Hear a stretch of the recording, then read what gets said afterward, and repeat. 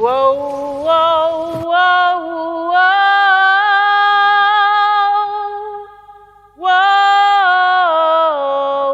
whoa. The history of slavery and emancipation in the Cayman Islands is a fascinating one, and one that highlights the richness of the African influence on who we are today.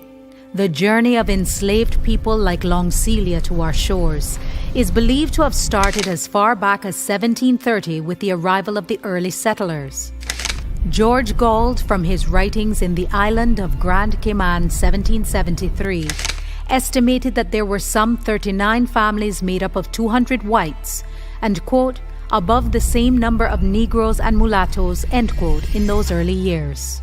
Most of the enslaved people brought here during this time would have been African-born. It was Long Celia, they call me, not Ntazaki or Mama Zulu or even Nanny. Just Long Celia. Just Long Celia longing for freedom. Just Long Celia hoping for home. Just Long Celia free. And I hear them drums. In 1834, the census in the Cayman Islands identified each enslaved person by age and name. Of the 985 slaves who were living here at the time, 68% were recorded by just a single name. Some were called Cuba, Mimba, Kwashi, and Benebas. Some were English names derived from African equivalents, such as Joe for Kujo, Bina for Kubina, and Phoebe for Fibba. And in the case of our hero, Celia, Long Celia. Needs a very sweet, them words was. Just like to bite in and let them run sticky down my chin. Free, free, free. And I hear them drums. This my Sunday offering. This my Boxing Day dinner. This my candlewood. It's in the wind that's whistling through the wattle where the daub has worn away. It's running mad like ants across a table where heavy cake has just been cut. It's spilling out of hushed lips like drunken men pouring another cup of sea grape wine. Start a revolution. Take a puff, pass it around. And I hear them drums. You can't crawl my spirit but for a little time.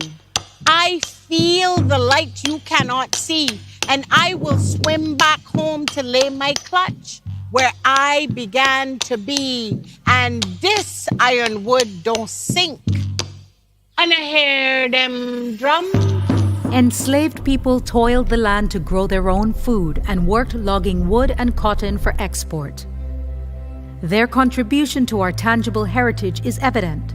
From the homes made of wattle and daub, the property boundary walls, known as slave walls, that can still be seen in parts of Grand Cayman, and even the original construction of Pedro St. James.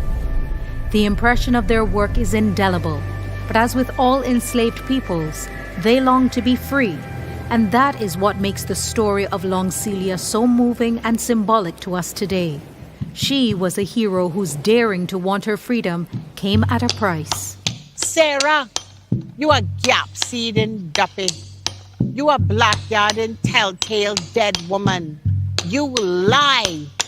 And 12 white ghosts are fighting over my pickings and 50 lashes. I, a woman. I, a free woman. I, a naked woman. I, a torn and tattered woman, but you still can't break open my cockspur thorny shell. And remember what happened when you rub a nigger wrong. In October 1820, a witness by the name of Sarah Harborne testified that some days earlier, Celia came to her house and asked if she had heard the news that the slaves would soon be free. According to Sarah, Celia also claimed the white masters knew about the coming freedom, but were keeping the news to themselves. Celia's trial is documented in the Notes on the History of the Cayman Islands by George S.S. Hurst, and while she defended herself, it was no surprise that the court of 12 white male jurors found her guilty of, quote, uttering seditious words, tending to stir up a revolution among the Negroes, end quote. What is surprising is that in those days when the maximum lashes an enslaved person could receive was 39, and the whipping of enslaved women was about to be outlawed in the British West Indies, Long Celia, a woman, was sentenced to 50 lashes on her bare body in a public place at Georgetown. Wake up! It's morning. You still tied to that dock 1 knot away from walking on water? You still taking licks from that raging monster whose rib you took? You still fighting the reflection you see in your basin? That is me. Long Celia, an enslaved woman who dared to speak of freedom. Today, just a short 190 years after the Declaration of Emancipation and an estimated 7.6 generations ago, she is our symbol of courage, hope, and expression. She's reflected in all of us as part of the Caymanian culture, heritage, and identity. We have a responsibility to call her name because her story is our story. Wake up! Lick them drums, Julia. Lick them drums.